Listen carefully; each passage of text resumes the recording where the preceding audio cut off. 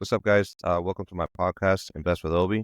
Today, I'm excited to have Jake Day. Jake is a 20-year-old investor that I met while I was at the Owners Club in Boston a couple of months ago. I wanted to bring him on because it's super cool, everything that he's doing at just 20 years old, right? Kind of goes to show that you can be at any age, right?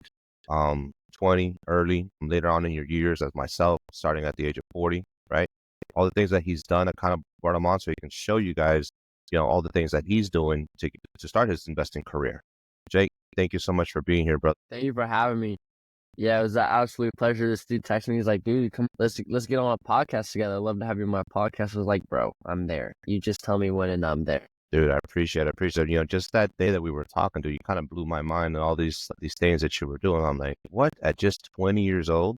We kind of were talking about how you got your parents, what is it? Your grandparents invested some money into some stocks, right? Yeah. My for my graduation, my grandparents bought me a Google stock before the split, and then that was on my father's side, and then on my mother's side, my grandparents like built a stock portfolio for like my college to help pay for so my parents could use that to help pay for my college. But I was only in college for like a year and a half, and then after that completely dropped out. And now I do this full time. It's awesome. Gotcha. Okay, so I prepped some questions. I didn't prep these questions, but I'm glad we're moving into this. I definitely want everyone, because that's what blew my mind when you were telling me. I'm like, dude, like going to college. I'm like, you know what? Nah, I'm just gonna take the money and invest it into myself, into real estate and the knowledge. So I kind of want to talk a little bit about that, and then we'll kind of get into the questions that I had written. So they gave you this money, right, to go to college, and then you decided to, like, you know what? Nah. So what made you decide that, you know what, college is not for me?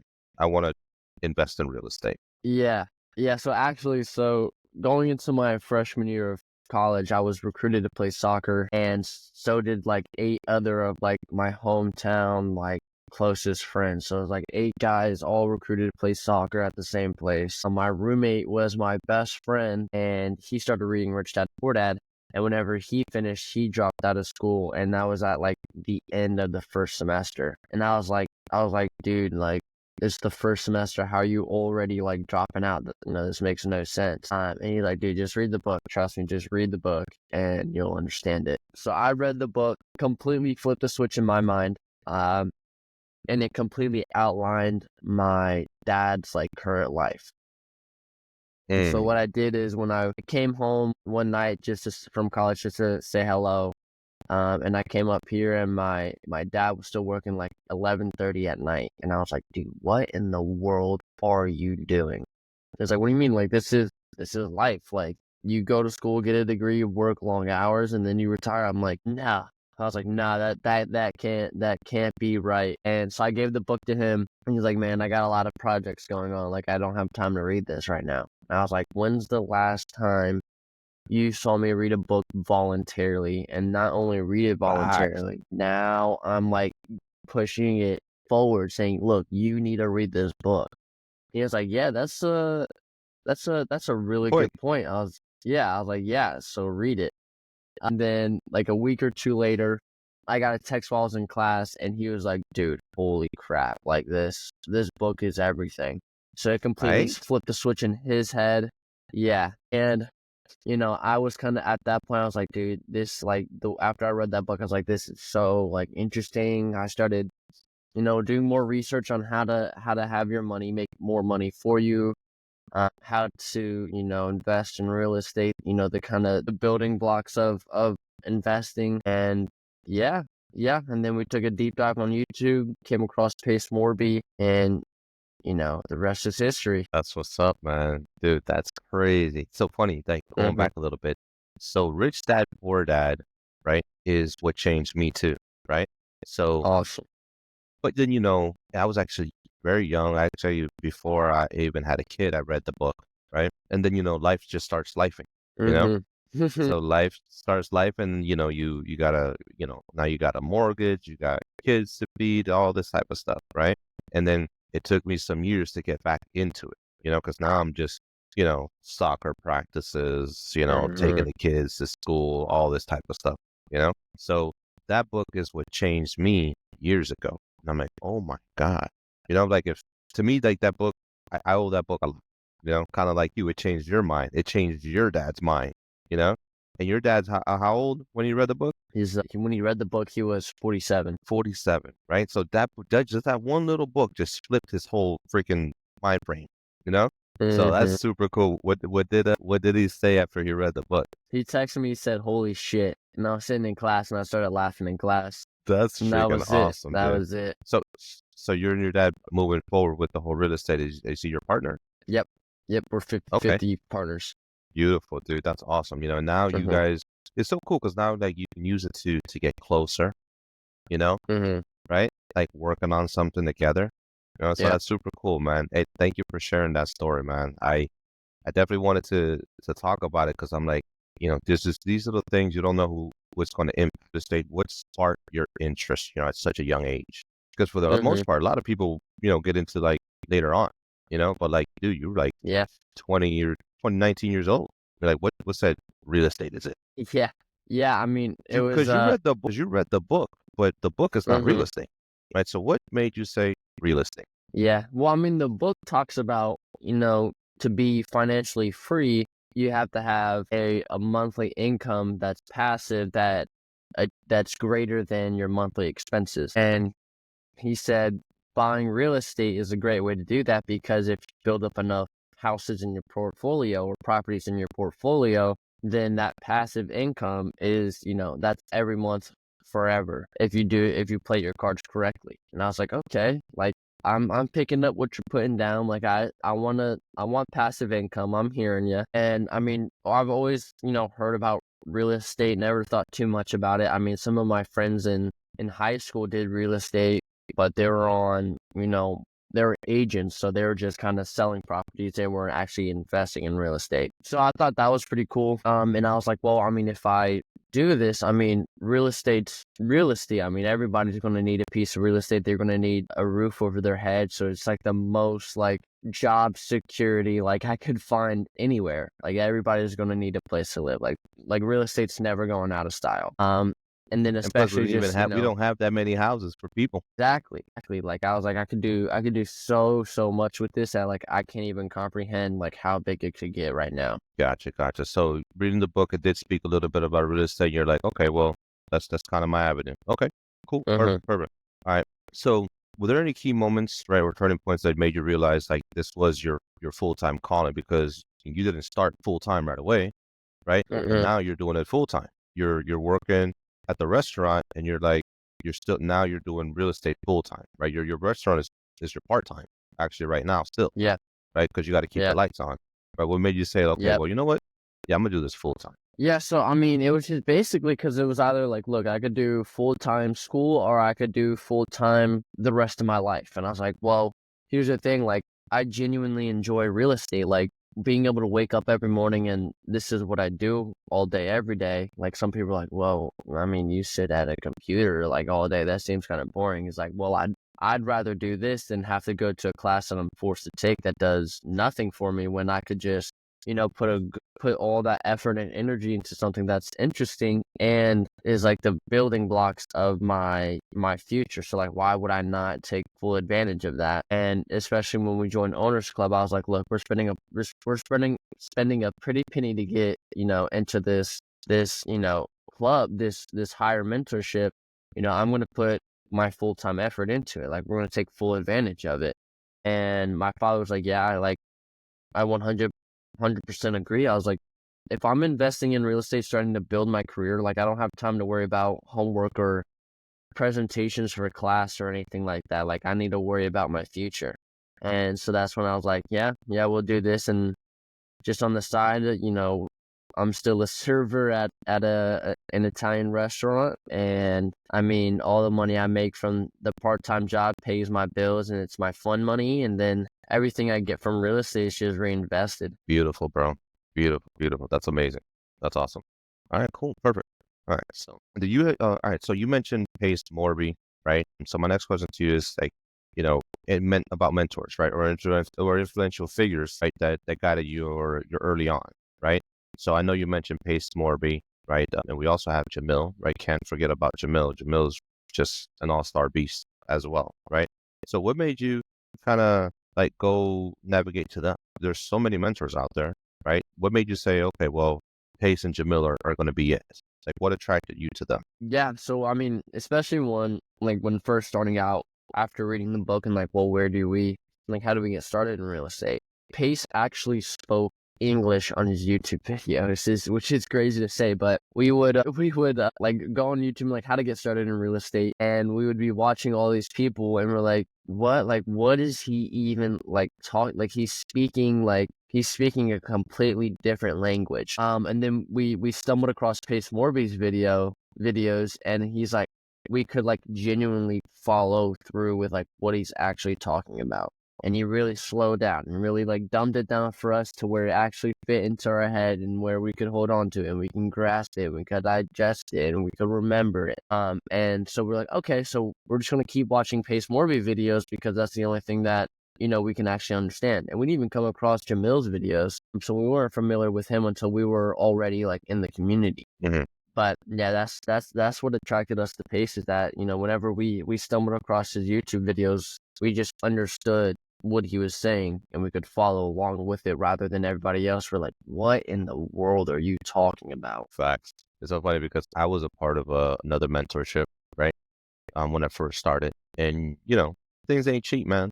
You know, things ain't cheap, and Mm-mm. I I invested into it, and honestly, I got more lost than anything. I honestly didn't get anything from it. You know, I got knowledge. I did learn. There was a couple of deals that I was supposed to like. Looking back now, I would have closed them now, and I would have had a couple more properties for sure under my belt. And then I joined Pace Morby's group, right? Sub two. And within like the first month, I was like, holy crap, And then, dude, I just dropped the other mentorship like right away. And mind you, it's crazy because, Mm-hmm. okay, like the other mentorship, I was on a Mm-hmm. monthly basis, you know? I'm like, so you're saying if I stay here forever, I'm forever going to pay you on a monthly basis, right? Pace's thing is forever, right? You pay it, one-time payment, done, right? You get all the knowledge, and you actually get access to everybody that's in the group. Dude, we're like 10,000 strong in there right now, you know? But And yeah. we're always borrowing people's money. Like, hey, I need an EMD for this. I need, money for a flip, whatever, right? And I left the other group. They kicked me out of the group. I'm like, you could at least leave me in the Facebook group. I made friends with some of these people, you know?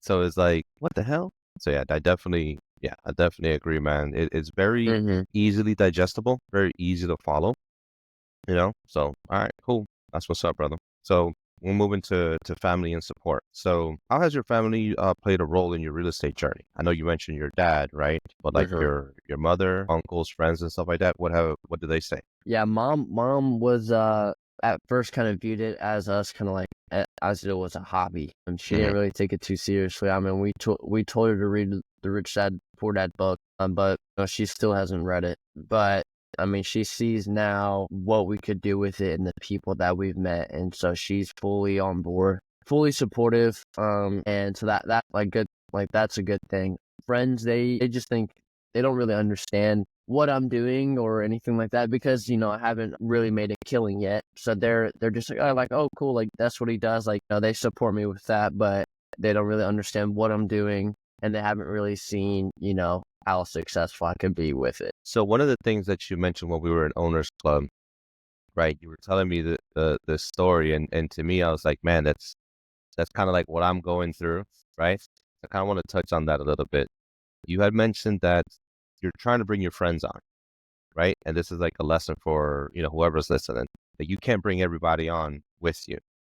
You just can't, right? At first, you kind of they have to see the proof in the pudding, and then Mm-hmm. they'll start following you. Like I told you, one of the things I've learned is like your friends are so close to you, right? That they can't see you shine because they've seen your fuck ups, they've seen your struggles, right? Like I see you, and I'm like, damn, I see this kid about to kill it in the real estate game, right? Mm-hmm. Dude, I foresee an amazing future for you, right? But they're so close they can't see it. Like Mm-hmm. I'm far away, right? I'm just getting to know you, and I'm like, holy shit, this kid's about to kill it, making amazing decisions, right? To invest in himself, right? You got your dad, you literally shifted your dad's mind just by, hey, listen, read this book. And now he's like, what have I been doing for all these years? My kid's Mhm. teaching me now. I find that to be super cool, right? But you mentioned the story about how one of your coworkers, right, started seeing what you're doing, right, asking you questions, and then you took him to the house and broke it down, and now he's looking into getting and partnering with you, right? Mhm. I want you to kind of speak on that a little bit about how your friends, started you kind of teaching them and stuff like that. They're like, but then you got this other guy that basically you just know from work that you're spitting Mhm. game on him and you're teaching him all these things, you know? Mhm. Mhm. Yeah. Yeah. And I realized that like with my friends, I think the reason why one they're not as interested into it is because maybe because I keep coming to them like, hey, like, because they'll ask some questions here and there. I'm like, dude, I could do a whole breakdown if you're really interested, or if you really want to learn more about getting into it. And they're like, I don't know, I don't know. Whereas this kid, we were working one day. Sometimes I'll show up to late work because I got some of my meetings are running over or whatever it may be. And I'm like, sorry, like I was working. Meetings ran long. He was like, what meetings are you in? And I was like, yeah, I do real estate full time. So I think that day I was like talking to like an agent or something about a deal. And he's like, oh, cool, that's sick. Like, well, I was kind of thinking about being like an agent growing up, or not growing up, or being an agent, on the side after I get my degree, if my whatever I plan to do, fails. So I was like, dude, don't. It's like you don't necessarily have to be an agent to get into real estate. Like for me, I was like, I don't have my license. Like I don't have any special like certificate saying I can invest in real estate. I was like, dude, I just started doing it. Like I joined a community and learned how to do it properly. And then I just did it. He's like, that's cool. He's like, what do you do? I was like, and I just told him, he's like, what do you do in real estate? Like, what do you invest in? I was like, I buy houses for free. He was like, what? I was like, he's like, what do you mean you buy houses for free? I was like, on paper, I buy houses for free. And he's like, dude, I would love, he's like, how do you do that? I said, just creative finance. Or I was like, he's like, do you like keep them, or do you like fix and flip? I was like, I do anything I want to them. Like I can keep them and rent them out. I can just sell them how they are, or I can fix and flip them. Like there's so many things I could do with it. He's like, you do it all for free? I was like, well, technically, no, not for free, but I don't take in, like, no money leaves my pocket whenever I do any of these deals. And he's like, dude, we gotta talk more about that, because I thought like to get into real estate you had to have like a bunch of money. I was like, bro, I'm working here. Like, does it look like if I have a Yeah, bunch of right? money, like I would not be working here right now?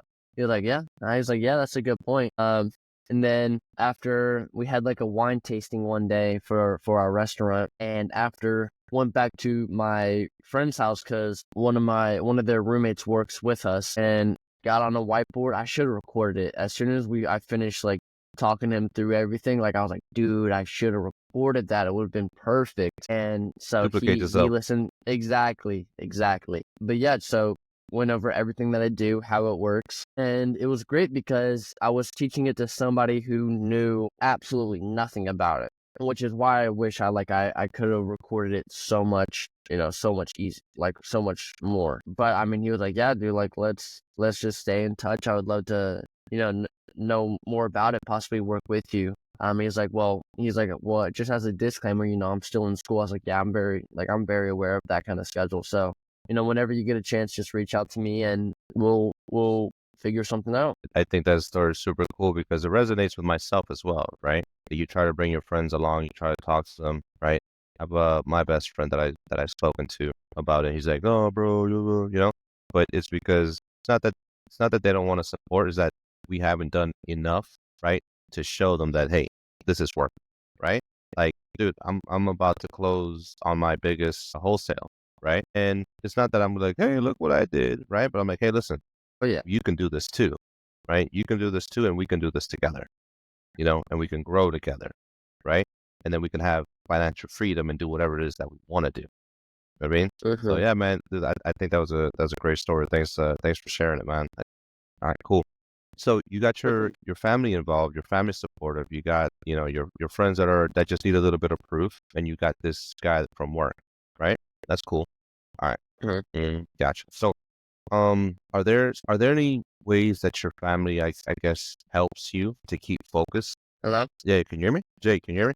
Hello, hello. Yeah, no, I can. Can Oh, you hear me? it's yeah, it's laggy. Little lag, probably on my end. So the question was, what is it that your parents do to encourage you, right? I mean, really, at this point, I mean, I mean, they still work their full-time jobs, and as long as I, like I pay my car insurance, I pay my bills, that kind of stuff. That's why I work that part-time job. So they're just like you. Well, I mean, they understand what this could be, so that's why they support. I'll just start that one over. Yeah, yeah, yeah. We'll cut that out. Yeah, so with my parents like supporting me with what I do, I mean, I pay for, my car insurance and I pay for my gas, like I pay, for the stuff that's, reliant on me or dealing with me. And with my parents, they understand like this is like a full-time thing. Like they see the bigger picture, like they know what this could be. And especially just having conversations with my father and just telling him like, hey, like, this is my vision, like, what do you think? And he's like, dude, like, that's awesome. Like, my Mount Everest now is, within in 5 years, have a fully automated team making $250,000 a month net. Damn. And yeah, so like now I'm starting to I'm building a team right now. Like I'm bringing people on, like I'm bringing like rock star people like closer and putting them on my team. And my dad's like, okay, like I'm seeing he's actually putting his vision together. And with that, which is really awesome, is I'm getting even more support from them because of Dude, that. that's awesome. I mean, I asked because it's hard when you're on the grind and you're on the grind by yourself. You know, Mm-hmm. the example that I give you is like, dude, it took my mother years to understand what it is that I'm doing. Mind you, I took a break because of the whole kids and the family and all that stuff, right? So when I first started, she's like, "Why are you always working so much? Why are you always working so much? Why don't you take a break?" I'm like, "You don't understand. Like, in order for me to do what it is that I need to do, right? I gotta first work my job and then work after hours after that, right? And put in 20, 30 hours plus to work my goal, my dream."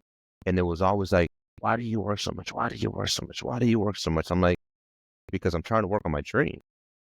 Yeah.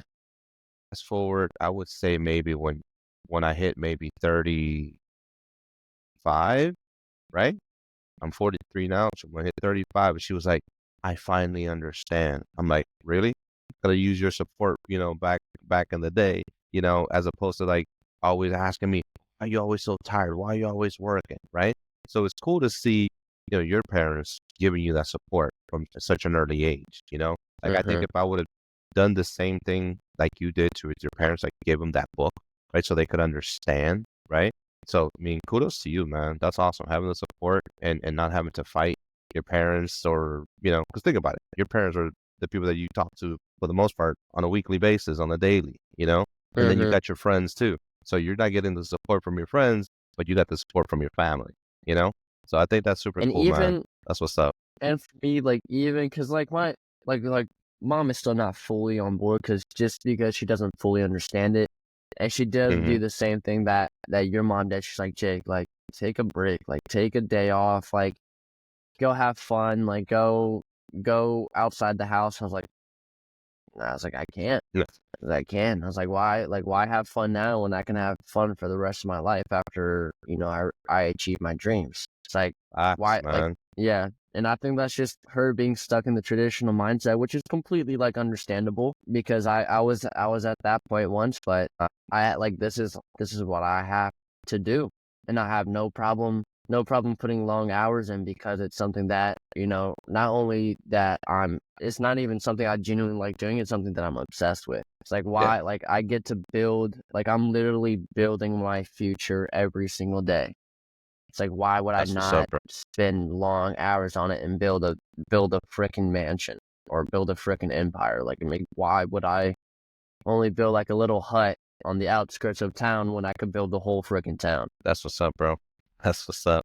Good stuff, man. Good stuff. All right, cool. So let's talk about balancing work, real estate and family. So you have other jobs and responsibilities. Like, how do you balance, real estate, your family, friends, right?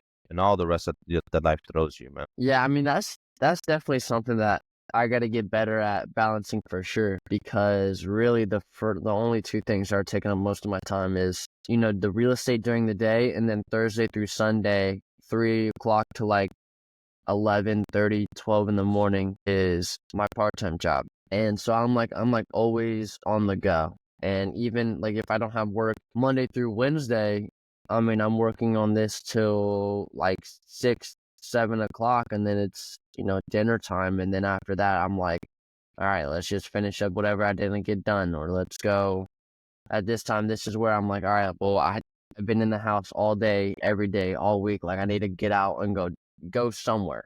I just need to go somewhere Do away something. from the house. Yeah. So it's either like, maybe during the day for like a lunch break, I'll take like an hour break and I'll go hit some golf balls at the golf course right across the street, just so I can just get a mental reset, so I can go back and put more quality hard work hours in, rather than doing it straight and then my mental capacity slowly dropping. Or maybe at the end of the day I'm going to the gym and I'm working out, or when at the end of the day I'm going to hang out with some friends for a little bit, just so I can kind of sit back, just slow my mind down a little bit, then come back home, get some good rest, and so that next day when I wake up I'm fully rejuvenated and ready to kick ass for another day. That's what's up. So one of the things I can tell you that has worked for me, um, and it was a hard lesson, right? So, putting everything down on my calendar, right? And then putting my time off first on where I was going to actually do whatever it is that I wanted to do. Say in your case, play golf, right? Go spend time with my mom, right? Go spend time with my daughter. And then I would plug in my work schedule around that, right? As opposed to, these are my hours of work. Where can I fit my family in, right? So Good that's one of the point. Yeah. biggest things that I took away. I forgot what book it was that I was reading, but dude, it just changed everything for me. And I do it still to today. You know, it's like you take a Sunday or whenever it is, and then you plan the week. These are the days that I'm going to meet with my mom. And mind you, you're calling your mom already, your parents, like, hey, listen, what week do you have available next week? Okay, boom, you Mhm. put them in there, and then Mhm. what day we're going to go hang out with your boys? Boom, you put them in there, and then you work your work schedule around that. I'm saying, because honestly, the Mhm. most important thing is your time to decompress. Because if you continue to work, you're like so tired, right? You're only going to give a smaller percentage to your job, and you're not going to really do it that well. Yeah. So Mm. it's That's one of what the I biggest learned things that last has week. changed for me, dude. That's what I learned last Totally week. Last changed it. week went full tilt, like full tilt Monday through Sunday. Absolutely just grind. Like I didn't even think it was possible for me to do it. Like absolute pedal to the metal the whole freaking week. And then, especially with work getting home super, like by the time it was Sunday and I was at work, like as soon as I clocked in at work, I'm like, oh, like how am I gonna get through this shift? Like this is Yep. killing me.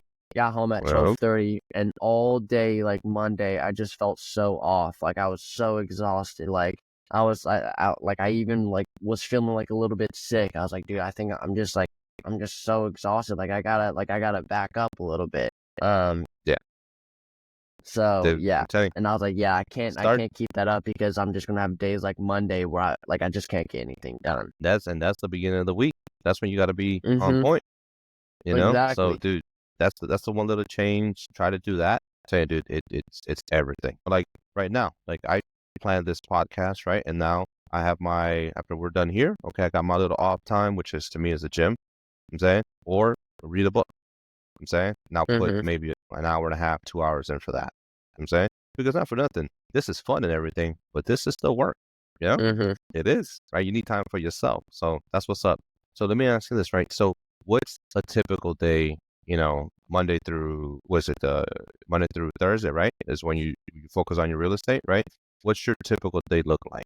Yeah. So when I wake up, it's just normally wake up. I'll have some meetings in the morning. Then after that, it's just really, since bringing on an integrator, and I'm still in the process of doing that, it's kind of like, okay, what do I need to do to get that ready so that when she comes in, it's a flawless, she just fits right in and we can just get cranking. And then other than that, it's just making a bunch of phone calls. And I'm part of, some iMessage group chats with some younger fellas that, I've met at Squad Up Summit last year, and then, at community camp this year, I met Jerry Norton's son, and he has like a little group chat of, kids around our age. And so we have like accountability Zooms where we're all jumping on, making phone calls, talking to each other, what we could get better at on the phone calls, what we did good, what we did bad, or kind of what to move forward with. Like yesterday, April Elias, her son Artie, I got on a Zoom with him and we made some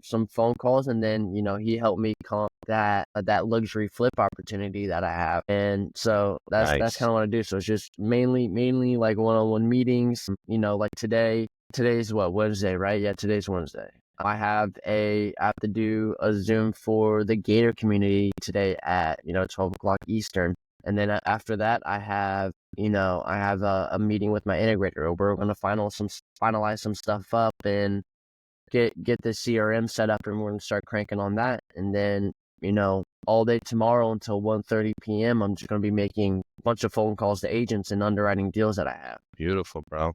That's what's up. That's a full schedule. That's a full schedule, dude. Congratulations on the integrator. I'm Thank working you. on mine right now, so that's what's up, dude.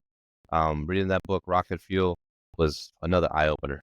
I don't know if you read it yet, Okay. but I that have with the not. integrator, No, because now that you say it it though. talks about the integrator. Talks about the integrator, That bro. Yeah. So that's next level stuff, man. Be prepared to this. Be prepared to skyrocket. You know what I'm saying? So they call it rocket fuel for a reason, because you're once you bring on an integrator, and if you guys are the good mix, bro, you start flying to the moon Dude, quick. I think we're such a good That's what I got mix, from bro. the I'm book. so excited. Bro, I can't wait to see. I can't wait to see what's in store for you, man. Because after reading the book, I was like, what? So now I'm looking for Yeah, mine right now. I need to read that book too. Yeah, Hey, I Audible. Tell you right now, Audible.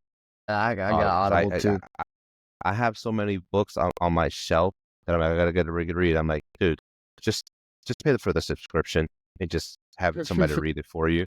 I'm like, bro, because it's like, it's like, dude, we're spending all this money here, blah blah. We're trying to save so we can put a market this, and I'm like, dude, just spend the damn $15. So yeah, I got all the books now listed. I'm like, all right, I'm gonna read all these damn books. Well, listen to them. So that's what's up, man. Mhm. Thank you for sharing your schedule, man. That's it's a busy schedule, man. All right, cool, perfect. So let's get into it, man. Right? I want to talk about, um, because you mentioned that when we first met, you started with Gator, Mhm. right? So you started with Gator. So what is Gator for those people that don't know what Gator is, right? You said what's Gator for what? You broke up again. What is Gator, right? People that don't know what Gator, people that are thinking to get into real estate investing, right? There's so many avenues of real estate, right? You got wholesale, you got fix I and think. flip, right? You Mm, got in earnest monies, and you got Gator, right? How do you do that? Like, what is it? I mean, it's just like whenever I joined Gator, a lot of people were like, "Dude, watch out for the shiny object syndrome. It's gonna get you. It's gonna get you. The shiny object syndrome is a real thing." And it very much is a real thing. But I realized, I was like, look, like we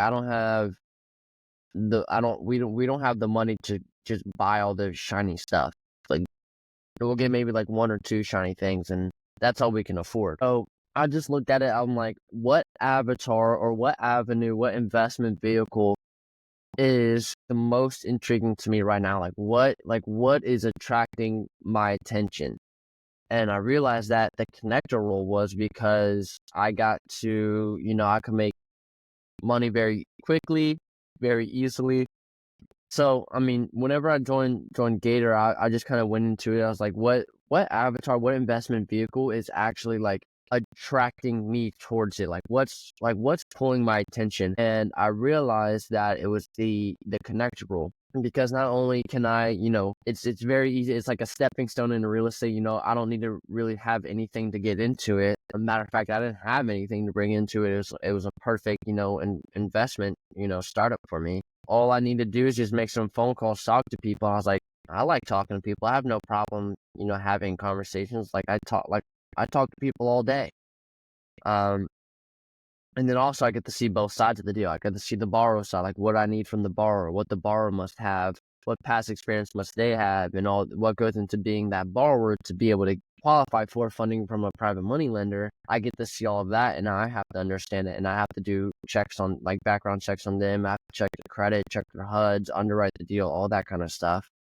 And then on the lender side, I'm like, well, what does it take to be a lender? It's like, okay, well, a lot of these lenders are working full time, and they just have, a stack of cash sitting in the bank that they just want to roll over, every deal and just collect interest on it until they retire or whatever it may be. So Mhm. I got to talk to more private money lenders and get connected with them and see what they're looking for and how I could help them and what deals they're looking for. And then me in the middle, I just get to bridge that gap. I get to bring the two together. I get to, get a nice little payday off of it. And the biggest thing is not even the payday that I get, because being a connector, you're not getting, thousands and thousands and thousands of dollars. I mean, you can, but a lot of it is, $4 to $5 grand that you're earning. But the knowledge that Is you're that getting per is deal? just per deal. Yeah, I mean, always depending on, what the funding amount is, but for the Yeah, most part, yeah, it was around, the $4 to $5 grand mark is what we would earn. But a lot of the dude, that's time awesome. is, yeah, exactly. And I'm like, I'm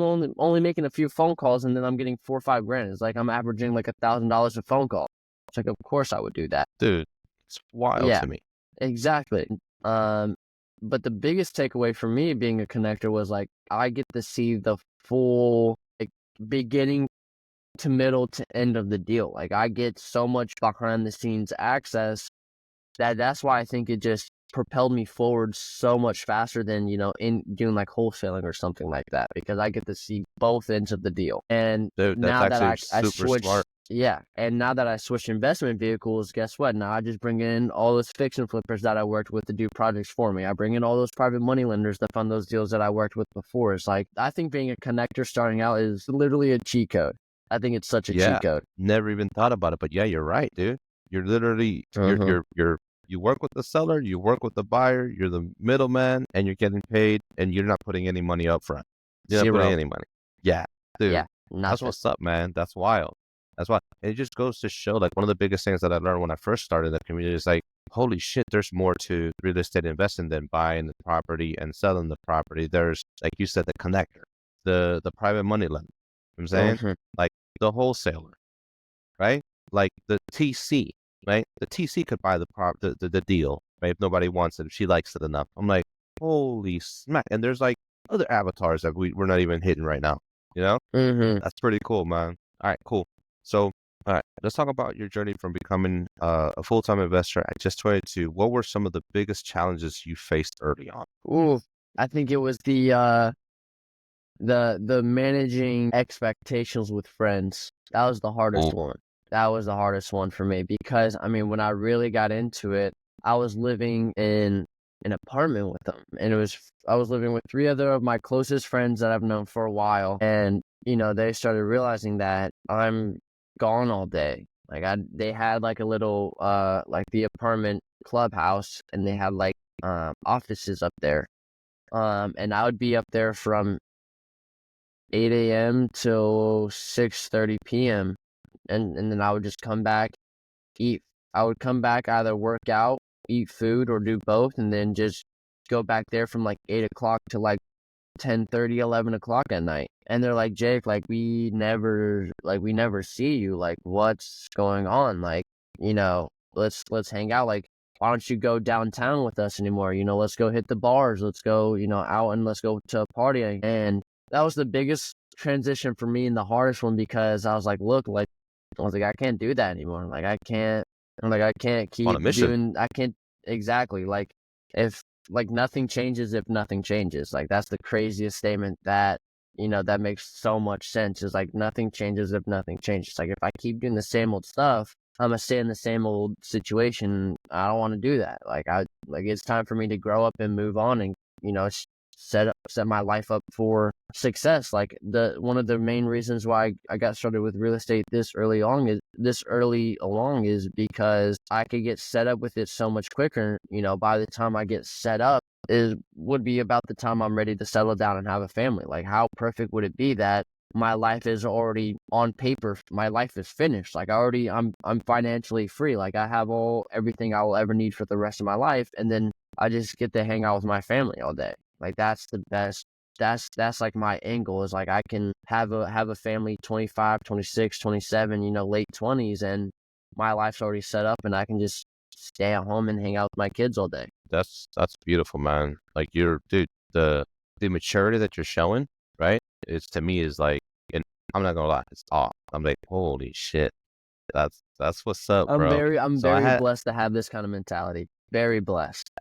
dude, I'm like from the first time I met you, I was like, dude, this kid's maturity level is just ridiculous, you know. So going back to when I grew up, I was kind of like similar to the same way. So you remind me a lot of myself in that sense. So I'm like, yo, I can't go out and party. Then I Yeah. can't. I'm on a mission to become a fireman. You know, like I gotta go to school. I can't go out and play. I got school in the morning, going to school full time. You know, I'm like, dude, Mhm. my mom depends on me. You know, so dude, I think that's beautiful, man.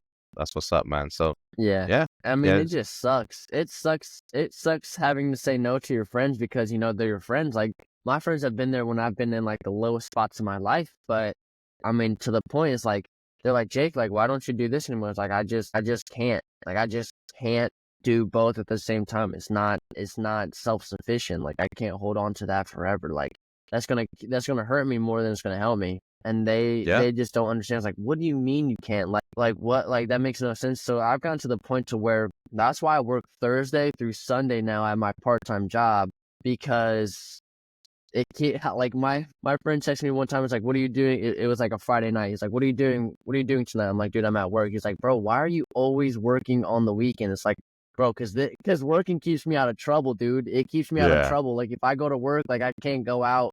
Like if Can't if spend if that I money. gotta do exactly, I don't spend the money. Like I don't need none of that because that's only gonna hurt me. It's gonna be a detriment to me. And if I need to trap myself somewhere because I can't trust myself when the time comes down to it, if I'm free not to fall to the temptation of my friends and go out, like I'm gonna just trap myself at work and I'm gonna just think ahead of time and make sure I don't go out. Yeah, no, dude, I literally did the same thing. I'm like, yo, I'm literally working every weekend, you know? I'm like, Hmm. dude, I get it, bro. Kudos to you, man. Kudos to you. So have you flipped the property yet? Jake, have you flipped the property yet? Yeah, you're lagging. So I was asking, have you flipped the property yet? Have you done your first property? Yeah, so we have a property in St. Louis that we rehabbed, and now we're going through the screening process of a tenant. So we're about to turn that one into a Section 8 property. So that'll be our first door. Freaking awesome, bro. Yeah, yeah, a deal that we lent on in Texas. The borrower like ran from that. Like he did the rehab and then like rented it out for a little bit, but then like the girlfriend's boyfriend, like the girlfriend got kicked out, but the boyfriend wasn't. Oh no, the girlfriend called the cops on her boyfriend. Boyfriend got kicked out, but his name was on the lease. Her name was on the lease, so she got evicted. And then the borrower ran off with whoever, whatever, however much money was left. I mean, it was committing mortgage fraud and all that. So we just had to go through that whole process. So we just got ownership of that property, but thankfully it's renovated already. So we're working with another lender that we brought in, and we're going to try to. It was Lizeth was on that deal with us, and we're just going to throw a renter in there. I got to check up and see what's going on with that one. But yeah. So So those are how our did two right okay, now. so this essentially wasn't your property, you just took over it, Mhm. right? Mhm. Gotcha. But you were Yep. the connector to the borrower and the seller, right?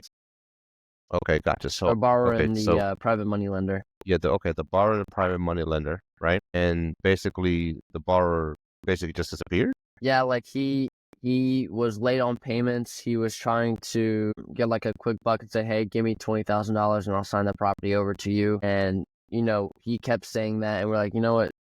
Well, fine, because we asked Pace, and we're like, Pace, should we do it? And Pace was like, give him the 20 grand, because I promise you, if you have to take it to court, you're gonna be paying so much more than that. Like it's just so much cheaper just to buy him outright, get the ownership back. And Lizeth was like, no, he's stealing my money. Like I'm gonna get it back for free, and threatened like legal action and persecution and putting him in jail and all that stuff. And he signed it over for free. So Lizeth got on him. What? Yeah, Lizeth got on him, and he Yo, signed it over for free. He's like, I'm not gonna take any money off of it. or any money for it, like, you got it, all that stuff. I was like, okay, Lizette, like, gave him some Dude, lip, and now he's hey, acting straight. Yeah, yeah, so I thought that was pretty cool. then she But went yeah, gangster with it. she was not playing. She was not playing.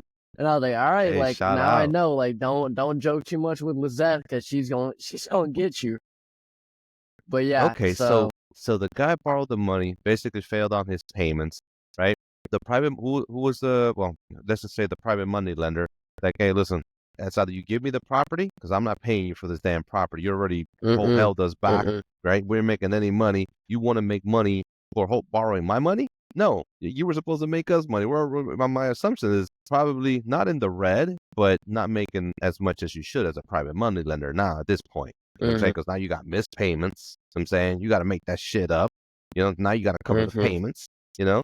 So mm-hmm. basically, you came in and said, nah, listen, you're going to give us a property over without having to pay you a damn dime. So now you and Yep, Lisette own this property. Dude, so you came in on the property with how much money in? zero, Exactly, zero, bro. baby, That's what's up. You got a property for nothing, for just for connecting people, nothing. Yep, dude. And you made money on the connecting people, bro. Congratulations, brother. That's a thank you. pretty cool story. That's a Thank pretty cool story. That's what's up. Damn, dude. Okay, okay, okay.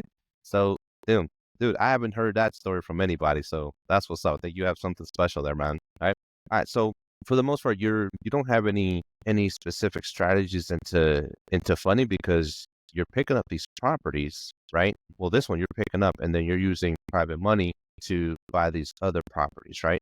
And you're using your mm-hmm, connection because with all these private money lenders to purchase these properties, correct? mm-hmm. Perfect. Beautiful. All right, got it. All right. So you haven't used any creative financing yet, correct? Not yet, not yet. No, Not yet.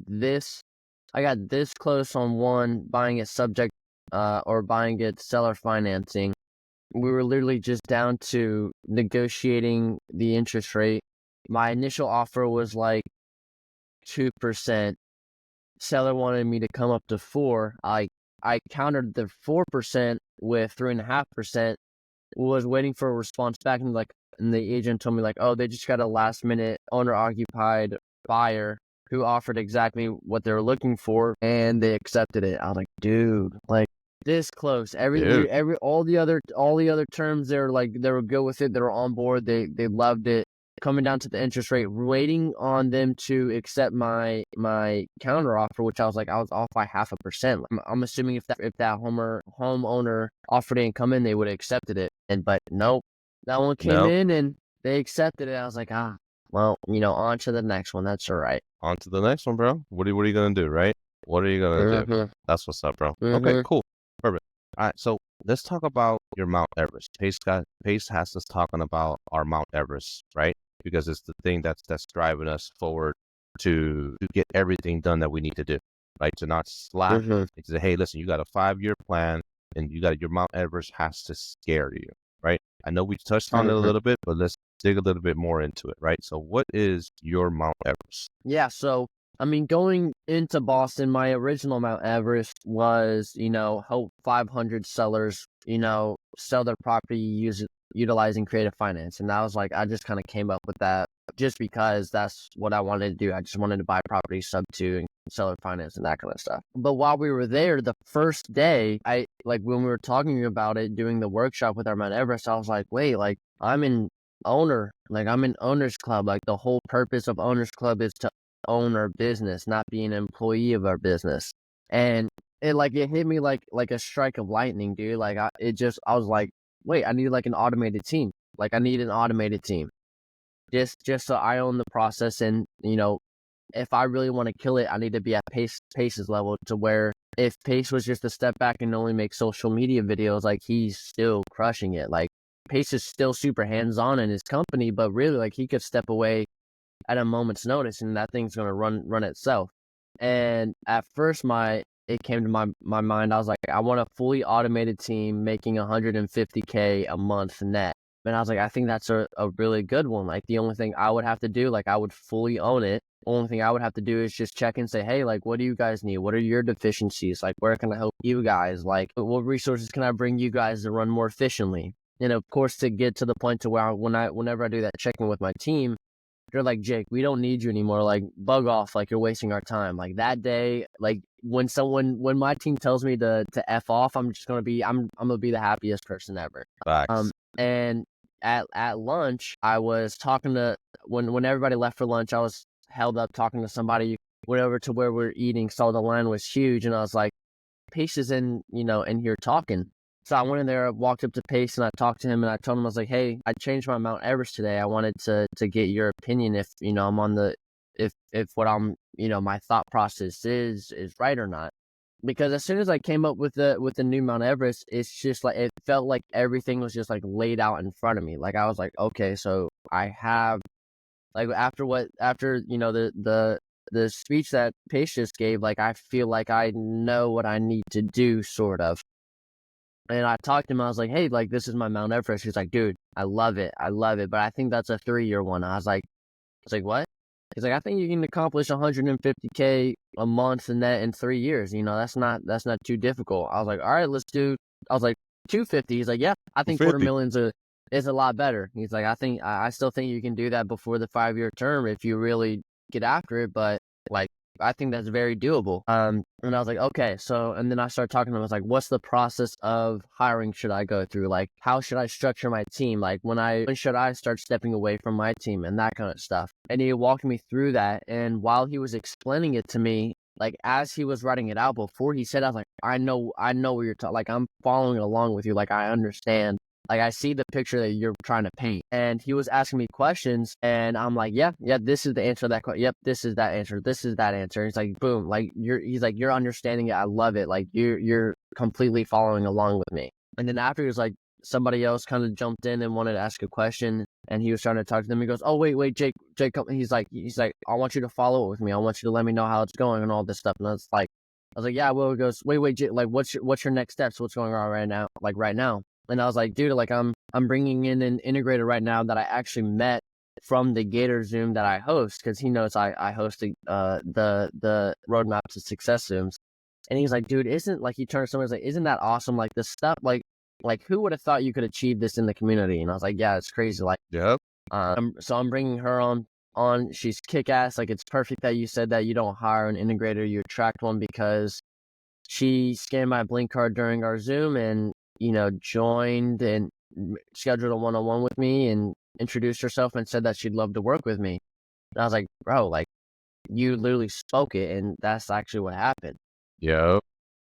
And he was like, yeah, so perfect. And I just said, like, what's the next step? So I was like, we're finishing website. She's doing forms to put on the website for wholesale deals, fix and flip deals, lending deals, that kind of stuff. And then we're going to bring it on the CRM, get the JV, this, that, and the third. And he's like, perfect. He's like, dude, go. He's like, go and do it. Dude. Because That's after awesome. that, I was like, where does my dad fit in? I'm like, what does he need to be doing? Because at that point, it was kind of like, we're going to follow my vision. Like, I'm the visionary. Yep. My dad's the integrator. But with him being the integrator, like, and working full time, like, he hasn't really put like good hours in, which is very understandable. And Pace was like, bro, just go do the thing. Just go do the thing. Like, don't worry about, bringing your father along. Don't worry about any of that, because you're just going to stress him out. Like, he's still working full time. Like, he does this all day, every day. Like, he's actually out of town right now for his W-2. And he's like, dude, just go do the thing. And once you have the team in the place, have him just fill the gaps of where you're missing. And I was like, okay, okay. And at first I wasn't sure about that, because I'm like, well, I don't want it to feel as though like I'm leaving him out. Like, I don't want to leave him behind, because, the best part about it, like another main reason why I did this is to have him get out of that W-2. And he was like, bro, just go do the thing. And then I had to have that conversation with my dad, and he was like, yeah, dude. He's like, dude, I'm swamped. Like, I get it. Like, go do the thing. Wherever I can pick up, I'll pick up. I'm happy to do that. He's like, it's your vision. Like, I'm supporting you. I'm following you in your vision. I'm like, all right, let's go freaking get it. Dude, see, that's beautiful, man. Big ups to your pops for being able to say, like, okay, well, I'm following my son's vision. You know what I'm saying?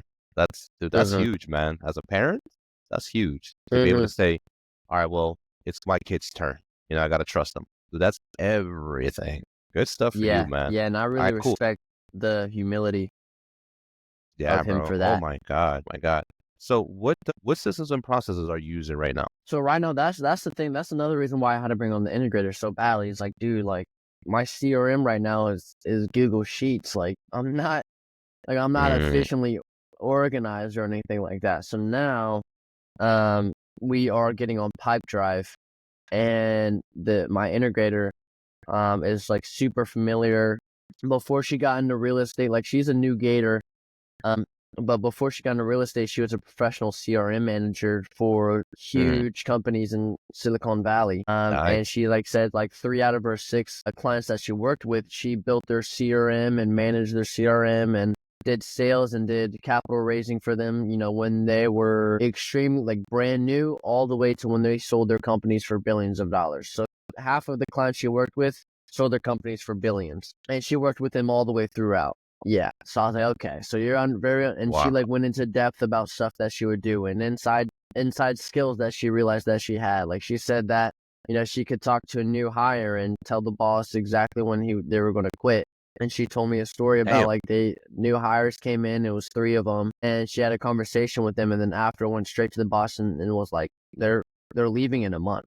Like they're going to leave. They didn't say I'm quitting in a month, but they were talking to her and saying like, yeah, I got this job, my parents made me do it, or, I needed a job for now and all that kind of stuff. And she was like, went straight to the CEO and was like, yo, they're quitting in a month. Like I'll bet my job that they're going to leave in a month. And he didn't believe her, but guess what? In a month left because she like is able to pull more information out of people without, necessarily meaning to, or without like manipulating them to do it. She's just a curious person, and then she always ends up, getting that information. And she's like, yeah, I'm familiar with capital raising. Like I want to be on the phone talking to people. So if you need me to make calls to agents, I would love to make calls to agents. Like I can pull the back end. I can pull leads from PropStream and put them in there. So I'm going to learn PropStream, and then I'm going to do that and then manage the CRM. So my vision for her is to first bring her on as an integrator. We're going to do like a 90-day trial period. And then if she wants to stay on board and we want to stay on board with her, then we're going to bring her on. She's gonna have the opportunity of earning up to 60% of profits on the deal, because her main concern was, hey, when I was working in Silicon Valley, like I was on commission based, but I'm making like 5-10% commission. Like I left hundreds of millions of dollars on the table. Like Yeah. if I played my cards right, then I would be retired by now. Like I'd be done. Yeah. And I'm like, yeah, like Damn. I was like, and I told her, I was like, look, like I'm not, like I'm 20. Like I'm not here to make the M's quite yet. Like that's not my main goal. My main goal is just to build the sturdiest foundation that I can. So by the time that I'm way up here, like I'm not wobbling, I'm not shaking or anything like that. I'm firm and still. And I was like, if I was like, look, if you're doing majority of the work for a deal, you're going to get majority of the profit, like plain and simple. That's what's up, man. And mind you, remember, like we all have our strength. Like her strength is integrating. You know, dude, that Mm-hmm. is hard, bro. I hate integrating. I'm like a visionary, just like you, man. But dude, that's hard work, and I find myself doing a lot of integrating. I'm like, yo, this sucks. I want to be talking to sellers.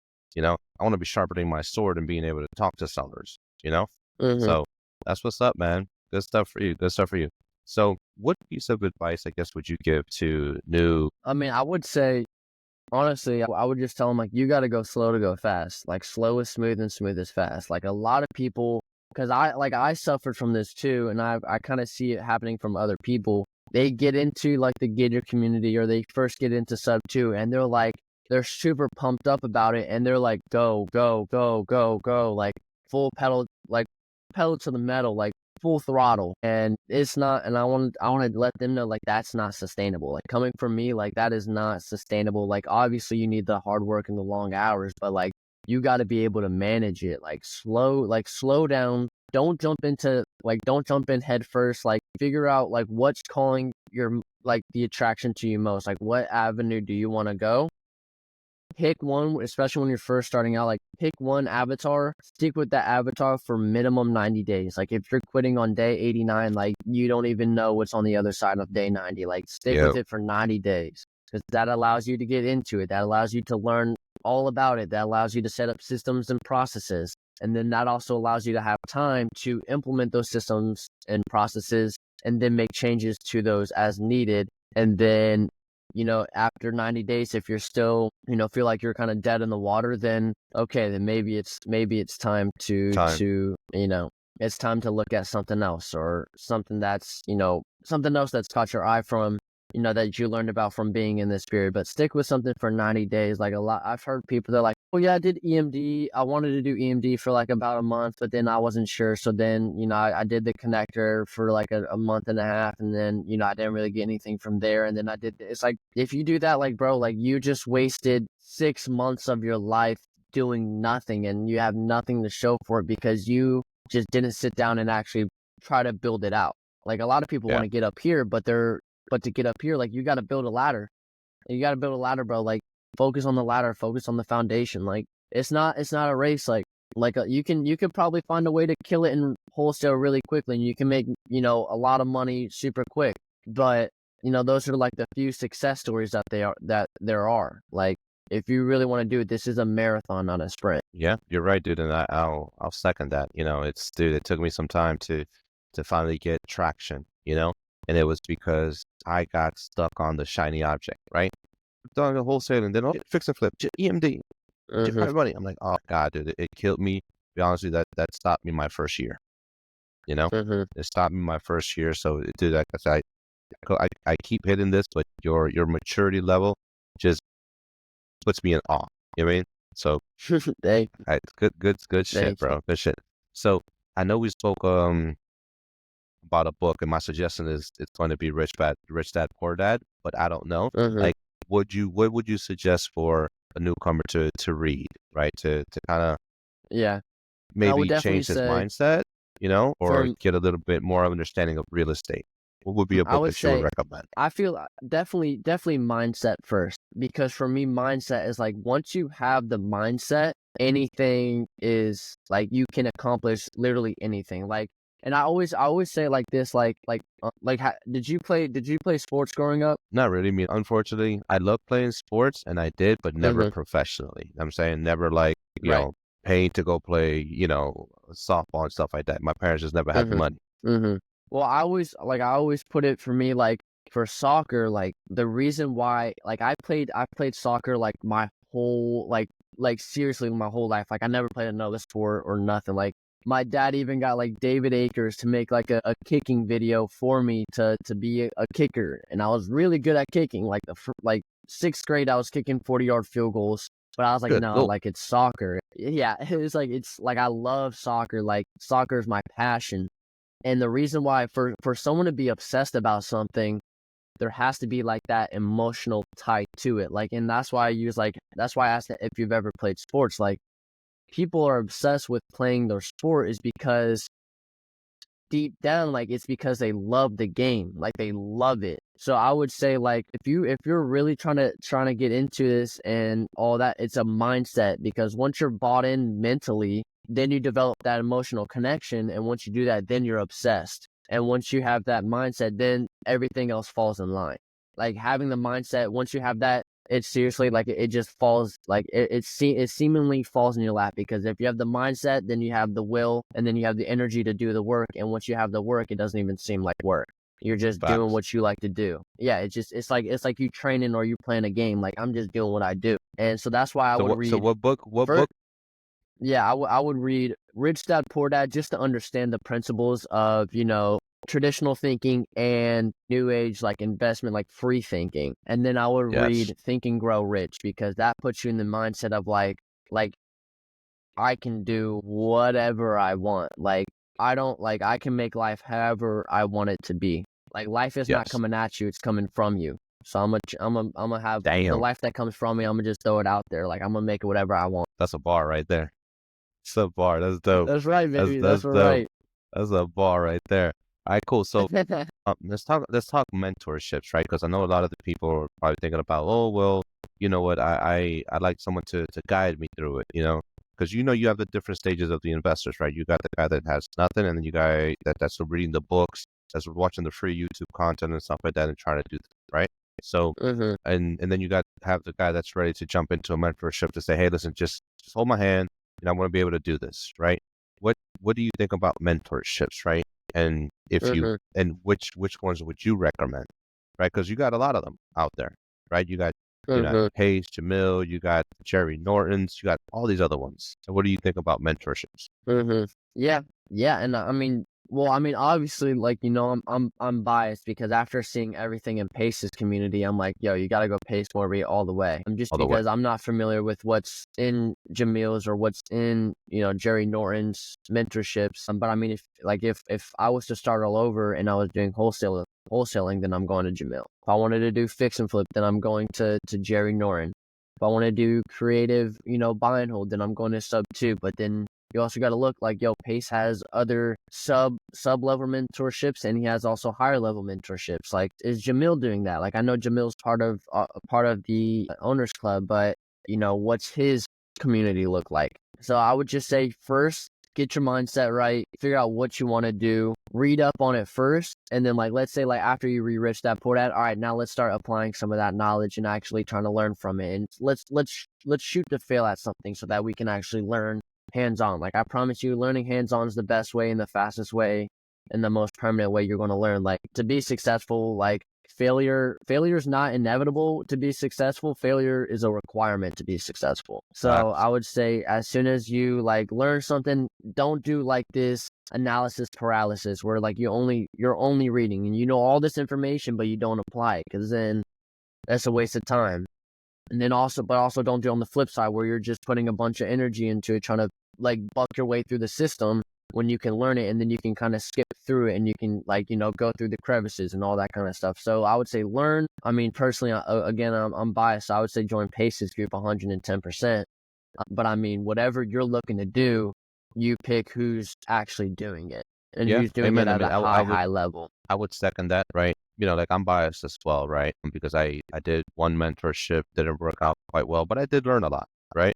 And then I joined Paces and it just basically skyrocketed my career, right? So what I would say to Mm-hmm. people is, if you're following someone and you feel comfortable with that person, right? And they're doing what you want to do, just do it. Because I definitely think the Mm-hmm. mentorship will skyrocket you so much quicker, in terms of knowledge, in terms of action, in terms of being around the right people, right? That's literally everything, you know? Dude, as always, it's been a pleasure. We've been at this for like about an hour and 20 minutes. I don't want to keep, I know you got your day started, me too. Right. So, dude, I want everybody to know like where they can find you, right? What are your IG handles, YouTube, if you have one? Yeah.